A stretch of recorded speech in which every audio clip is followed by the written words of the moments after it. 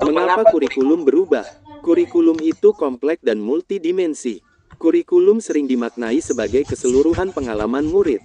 Kurikulum merupakan panduan pembelajaran pada satuan pendidikan di mana dapat dimaknai sebagai titik awal sampai titik akhir dari pengalaman belajar peserta didik. Kurikulum itu kompleks dan multidimensi. Kurikulum itu dapat diibaratkan sebagai jantung pendidikan. Mengapa kurikulum perlu berubah? Untuk menyesuaikan dengan kebutuhan peserta didik dan perkembangan zaman. Kurikulum yang baik adalah kurikulum yang sesuai dengan zamannya, dan terus dikembangkan atau diadaptasi sesuai dengan konteks dan karakteristik peserta didik demi membangun kompetensi sesuai dengan kebutuhan mereka kini dan masa depan. Landasan perubahan kurikulum, agar relevan dengan perkembangan zaman, agar dapat memenuhi kebutuhan belajar peserta didik, agar dapat menyiapkan generasi masa depan yang visioner. Kurikulum yang baik adalah kurikulum yang sesuai dengan zamannya, dan kurikulum itu dinamis tidak statis.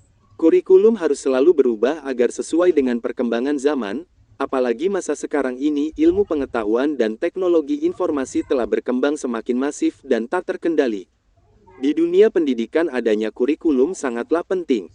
Arah dan tujuan pendidikan diatur di dalam kurikulum sehingga dalam merancang, melaksanakan, dan mengevaluasi pembelajaran guru akan berpatokan pada kurikulum yang dipakai di satuan pendidikannya.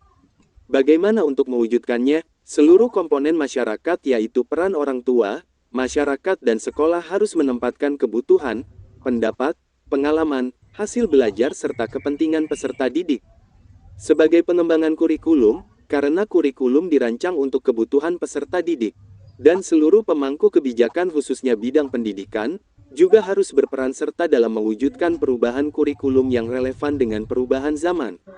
Terima kasih.